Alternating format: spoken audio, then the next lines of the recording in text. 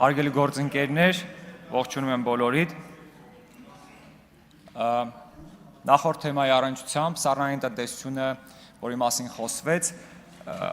եղել է գյուղացիների մթերող կազմակերպություն եւ այստեղ փաստորեն անտեսվել է գյուղացու շահը, եթե ավելի կոշտ ձևակերպենք, թքած է ունեցվել գյուղացու եւ նրա բերքի վրա։ Կարելի է գտնել ավելի ռացիոնալ լուծումներ, իսկ ինչ վերաբերում է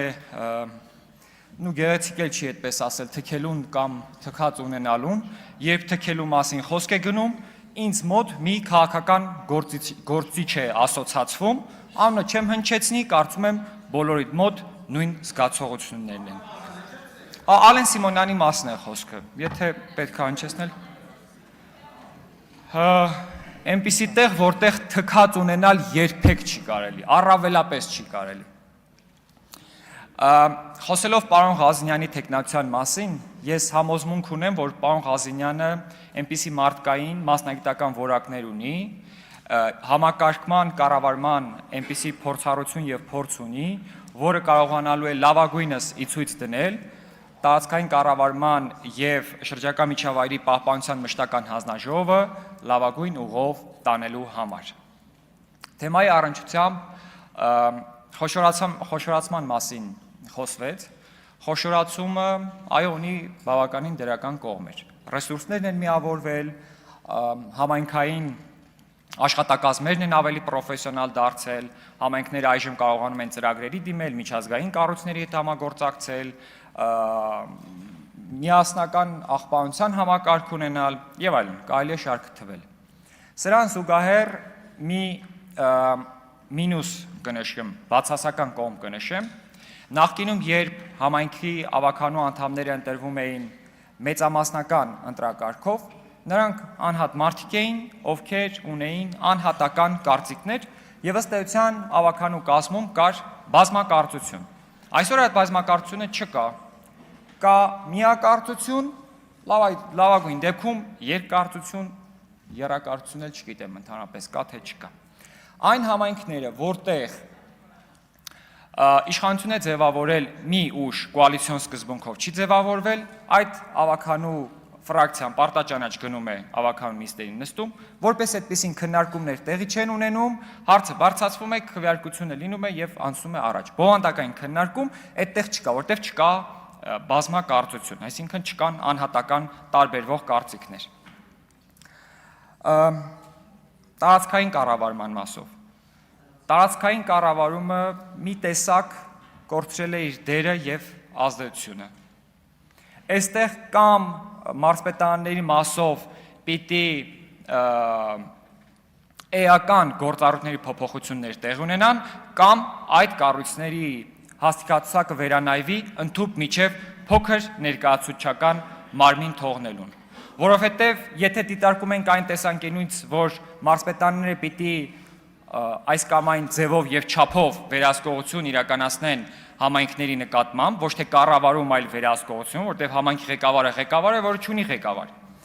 Բայց երբ հարցը վերաբերում է քաղաքական որևէ ուղղակի կամ անուղղակի դրսևորման, մարզպետարանները շատ արագ համակարգված սկսում են այստեղ գալ, խառնվել, առնչվել, բայց երբ հարցը վերաբերում է նրան, թե որքանով է ռացիոնալ օգտագործվում համայնքի բյուջեն, տեղին է ծախսվում, տեղին չի ծախսվում, ինչի համար ոնց է ծախսվում,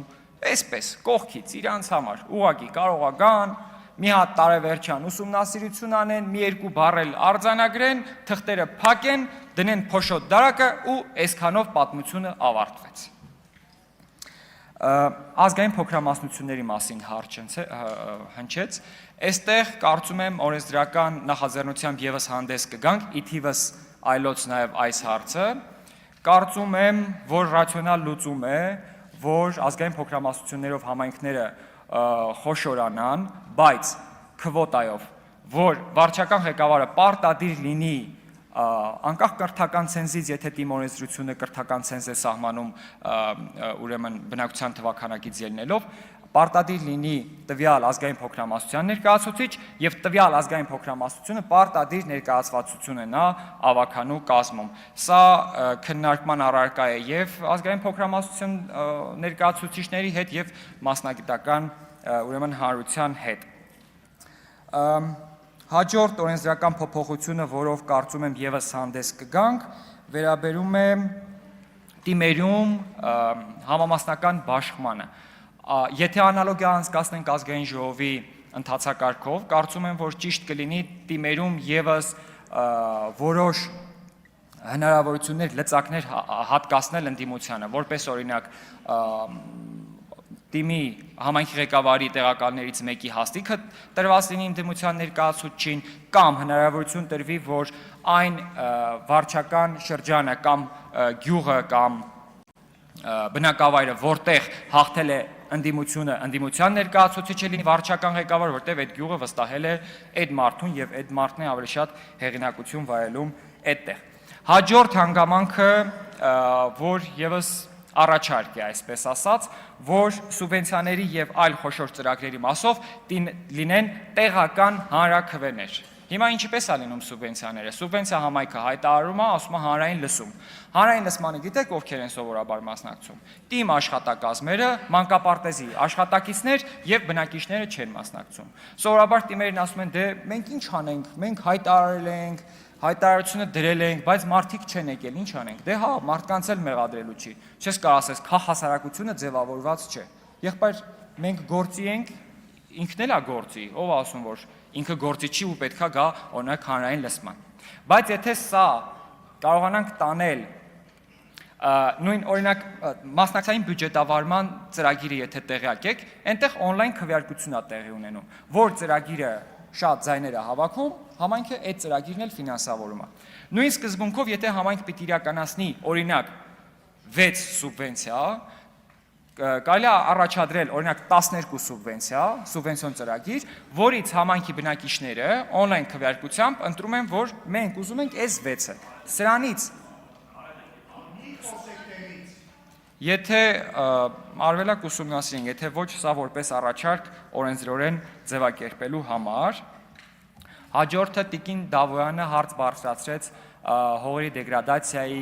կոռոզիայի եւ աղակալման մասին։ Տիկին Դավոյան, շատ ուրախ եմ, որ հարցին տեղյակ եք եւ համոզված եմ նաեւ, որ մտահոգված եք։ 2001 թվականից կառավարությունը ծրագիր ունի հողերի դեգրադացիայի չեզոքացման ծրագիր։ Առաջարկս է, որ համատեղ ուսումնասիրենք ծրագրի որ մասն է իրագործվել, որ մասը չի իրագործվել, որ մասի համար օրենսդրական փոփոխությունների անհրաժեշտություն կա, դնենք եւ աշխատենք այդ օրենսդրական փոփոխությունների վրա եւ սրանով կարողանանք արձանագրել դրական տեղաշարժ, որովհետեւ այո, մենք այս մասով լրջագույն խնդիր ունենք եւ կարելի է ասել այս հարցով առավելապես զբաղվում են միջազգային կազմակերպությունները։ Մենք որպես պետություն ունենալով այս խնդիրը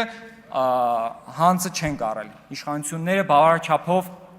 ռեսուրս, էներգիա, ջանքեր չեն ներդրել, ավելի շատ ջանքեր ներդրել են միջազգային կազմակերպությունները։ Արարատի մարզը ամենաշատ աղակալած հողերն ունի, Վայոց ձորի հողերը ամենաերոզացվածն են, իսկ ամբողջ հանրապետության արոտավայրերի գրեթե 70%-ը դեգրադացված է, գրեթե 70%-ը։ Սա լուրջ մարտահրավեր է մեզ համար ընդհանուր պարենային անվտանգության եւ բնապահպանական տեսանկյունից։ Այսքանը, շնորհակալություն։